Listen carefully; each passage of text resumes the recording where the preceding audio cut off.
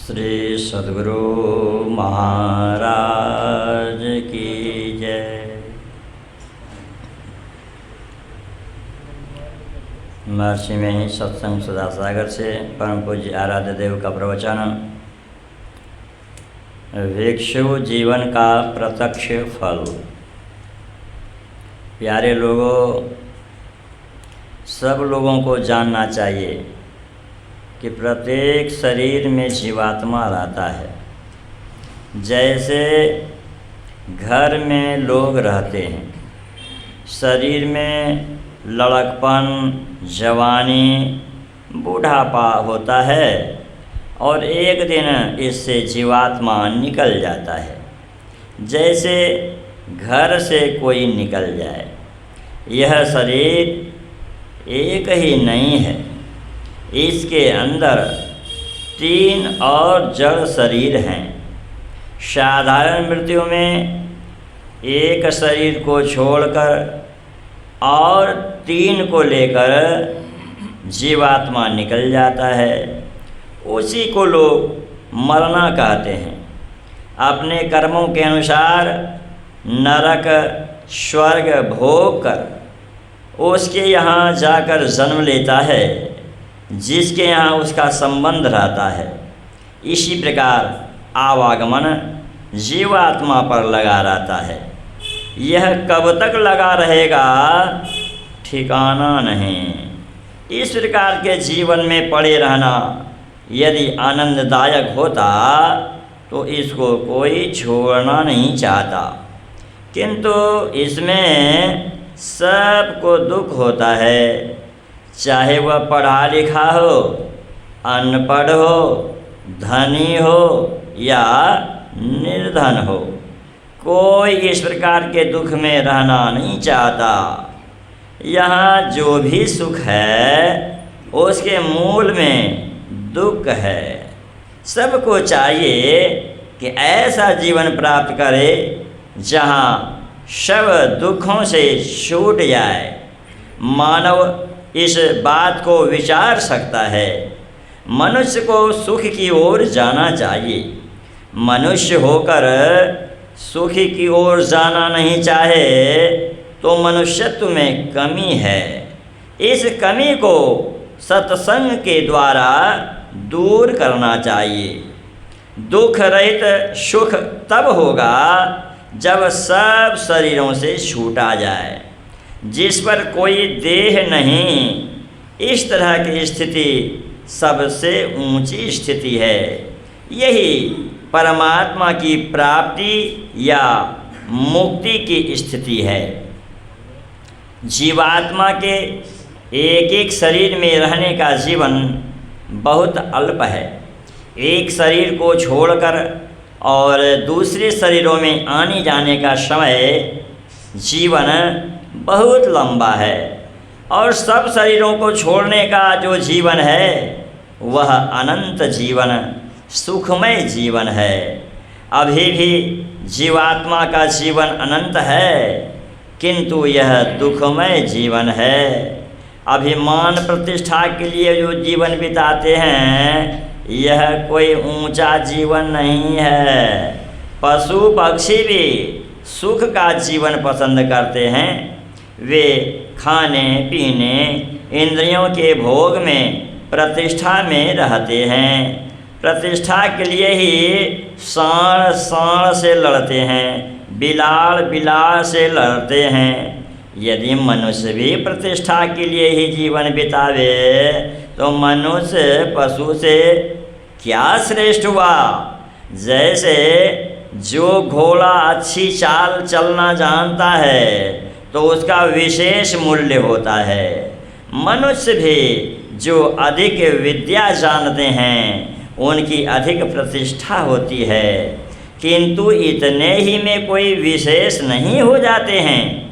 एक शिक्षित पशु अच्छा काम करता है और मनुष्य भी उसी तरह रहता है तो क्या विशेष है। मनुष्य केवल विद्वान, धनवान, प्रतिष्ठावान होकर रहे तो यह कोई विशेष बात नहीं है। इन्हीं बातों में अपना काम खत्म मानना ठीक नहीं। इसका अर्थ यह नहीं कि वो विद्वान, निर्धन और अप्रतिष्ठित होकर रहे। तात्पर्य यह है कि वह पशु की तरह न रहे, पाशविक वृत्ति न रखे, इंद्रियों के अधीन न रहे। एक चिड़िया बहुत अच्छी तरह गाती है, सीटी देती है, चोंचा पक्षी सुंदर घर बना लेता है। इसी तरह यदि मनुष्य भी कारीगरी जानता है और पढ़ा लिखा है तो उसकी विशेषता नहीं, विचारवान नहीं तो पूरा मनुष्य नहीं। मनुष्य कहते हैं विचारवान को। मनुष्य को चाहिए कि इंद्रियों को काबू करके संसार में रहे। संतों ने इसी की विशेष तारीफ की है। बहुत विद्याओं को जाने यह ऊंची बात है, किंतु विद्वान होते हुए सदाचारी बने, इंद्रियों को वश में करके रखे, यह विशेष ऊंची बात है। विद्वान होने से संसार में प्रतिष्ठित होते हैं और सदाचारी होकर रहने से ईश्वर के यहाँ प्रतिष्ठित होते हैं। हमारे यहाँ के ऋषियों ने इसी को विशेष प्रतिष्ठा दी है। ईश्वर की भक्ति करो, ज्ञान प्राप्त करो। ज्ञान प्राप्त करने से ही ऐसा जीवन मिलता है। पूर्ण योगी बनो। ज्ञान, भक्ति और योग को तीन बातें कोई भले कहे, किंतु तीनों एक ही है। यदि कोई कुछ नहीं जाने तो भक्ति कैसे करेगा, ईश्वर से कैसे मिलेगा? यह जानना ही ज्ञान है। उससे मिलने के लिए कुछ करेगा तो वह योग होगा। मिलने के लिए जो प्रेम है वह भक्ति है। इसलिए ज्ञान, योग और भक्ति तीनों साथ साथ है। मन उधर अधिक लगता है जिधर प्रेम होता है, इसलिए भक्ति को प्रेम प्रधान कहा गया है। प्रेम बिना जो भक्ति है सो निर्डिम्ब विचार, उदर भरण के कारणे जन्म गंवायो सार। संत कबीर साहब। प्रेम उत्पन्न उसके लिए होता है जिससे अपना कुछ लाभ होता है। परमात्मा सबसे बड़ा लाभ देते हैं। ईश्वर की महिमा, उनकी स्थिति के लिए ज्ञान होता है, तब श्रद्धा होती है। श्रद्धा होने से भक्ति होती है। परमात्मा की महिमा को समझाने के लिए थोड़ी सी बात यह है, आप किसी भी हालत में रहते हो, किंतु बिना हवा के, भोजन के नहीं रह सकते हैं। श्वास नहीं लेने से हम जीवित रह नहीं सकते। गर्मी से हम जीते हैं, यह ईश्वर की दी हुई है। लोग कहते हैं यह गर्मी सूर्य की है, किंतु ईश्वर के बनाए हुए सूर्य चंद्र हैं। सारी सृष्टि ईश्वर की बनाई हुई है। हवा मुफ्त मिलती है, इसके लिए किसी को खजाना कर देना नहीं पड़ता। परमात्मा की बनाई हुई मिट्टी है, इस मिट्टी को नहीं लेकर तब अन्न उपजाओ हो नहीं सकता। हाँ, मिट्टी को लेकर उसमें कुछ डालकर उसको उर्वरा भले बनाओ, किंतु मिट्टी नहीं बना सकते। एक मुनि बालक था, वह जंगल में रहता था। एक राजा ने उस बालक को देखा। वह बालक बड़ा ज्ञानी था। राजा बहुत प्रसन्न हुआ। उस मुनि बालक से राजा ने कहा, तुम मेरे साथ चलो, तुमको अच्छी तरह अपने राजमहल में रखूँगा। जो खाऊँगा तुमको भी वही खिलाऊँगा। जो मेरी रक्षा में पहरा करेगा वह तुम्हारी भी रक्षा करेगा। मुनि बालक ने कहा, मैं तुम्हारे साथ तभी चलूँगा यदि तुम मेरी बात मान लो। राजा ने कहा, तुम अपनी बात कहो, वह क्या है? मुनि बालक ने कहा, मुझे खिलाओ, तुम मत खाओ, मुझे पहनाओ, तुम मत पहनो, जब मैं सो जाऊं तब तुम जग कर मेरी रक्षा करो। राजा ने कहा, ऐसा नहीं होगा। मुनि बालक ने कहा, मैं तब तुम्हारे साथ नहीं जाऊंगा। मेरे राजा ऐसे हैं जो स्वयं नहीं खाते, मुझे खिलाते हैं, अपने कुछ नहीं पहनते, मुझे पहनाते हैं। जब मैं सो जाता हूँ तो वे जगकर मेरी रक्षा करते हैं। ऐसे राजा हैं परम प्रभु परमात्मा। परमात्मा सबको खिलाते हैं, वे अपने कुछ नहीं खाते हैं, सबको पहनाते हैं, अपने स्वयं कुछ नहीं पहनते हैं। सब कोई सोते हैं, अपने जग कर हम लोगों का पहरा करते हैं। मन सांसारिक पदार्थों में लगता है। सांसारिक पदार्थ माया है। माया एक तरह की नहीं रहती, परमात्मा सदा एक तरह रहते हैं। दोनों के आपस में उल्टे उल्टे गुण हैं। माया में हम अपने को दुखी पाते हैं, इसे उल्टे परमात्मा हैं। उधर अपने को करो तो सुखी होगे। प्रहलाद की कथा बहुत पुरानी है। उनको पिता के द्वारा बहुत दुख दिया गया, किंतु ईश्वर की कृपा से उनसे वे उद्धार पाते गए। ईश्वर में प्रेम होना चाहिए। राजा अजातशत्रु ने भगवान बुद्ध से प्रश्न किया कि भिक्षु जीवन का कोई प्रत्यक्ष फल भी होता है? भगवान बुद्ध ने उत्तर में कहा था, हे राजन, मैं आपसे भी एक प्रश्न करता हूँ, आप पहले उसका उत्तर दीजिए। आपके दासगण प्रतिदिन आपकी सेवा करते हैं। यदि आपके दासों में से कोई एक दास यह विचार कर कि थोड़े से जीवन के लिए कौन इतनी पराधीनता स्वीकार करके दिन रात कष्ट भोगे, वह साधु हो जाए और एकांत में रहकर युक्ताहार पूर्वक अपनी इंद्रियों का संयम करने लगे, तो क्या आप उसे दास बनने के लिए फिर बाध्य करेंगे? राजा अजातशत्रु ने कहा, ऐसा होने पर तो उसको दास बनने के लिए कभी नहीं बाध्य करेंगे, वरन उसका सम्मान करेंगे और यथाशक्ति उसकी सेवा सत्कार करेंगे। भगवान बुद्ध बोले कि राजन, तब तो आपको यह मानना पड़ा कि भिक्षु होने से इसी जीवन में फल मिलता है।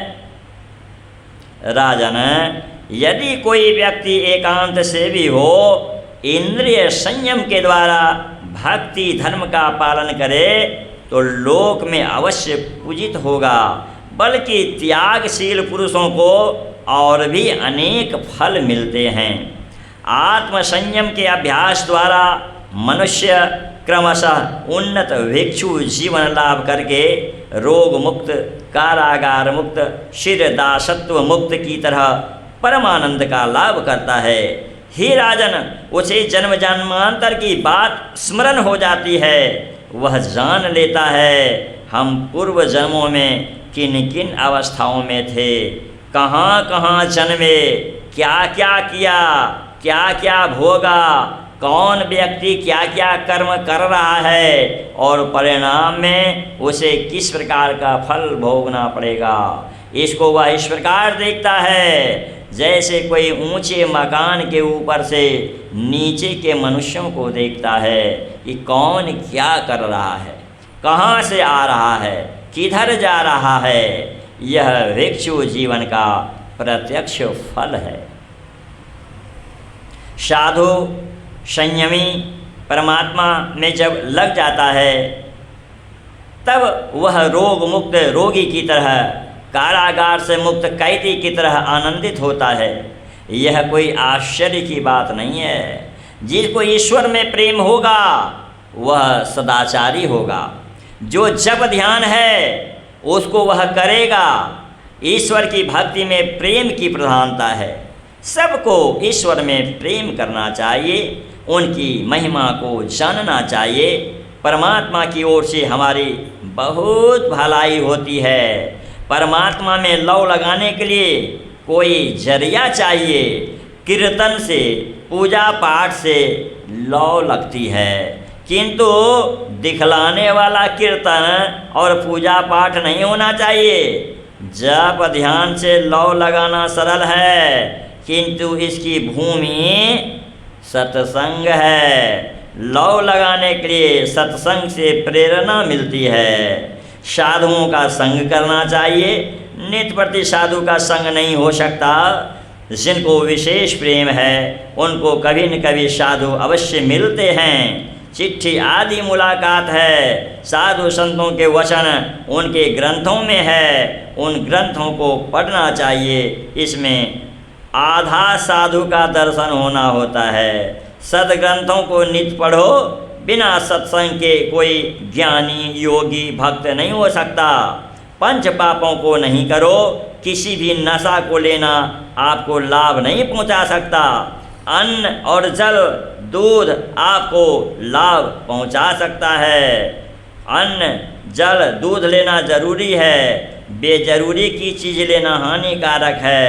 तंबाकू, बीड़ी, सिगरेट, नस, खैनी आदि जो नशा है, इनको छोड़ो। यदि आप इन सबों को छोड़ दीजिएगा तो मालूम होगा कि इनके बंधनों से हम छूट गए। चोरी नहीं करनी चाहिए, झूठ नहीं बोलना चाहिए, व्यभिचार नहीं करना चाहिए। इसके बदले में एक ईश्वर पर पूर्ण भरोसा रखना चाहिए। वे अपने अंदर में मिलेंगे। इस पर अटल विश्वास रखना चाहिए। सत्संग नित्य करना चाहिए, ध्यान करना चाहिए और सद्गुरु की श्रद्धा प्रेम से सेवा करनी चाहिए।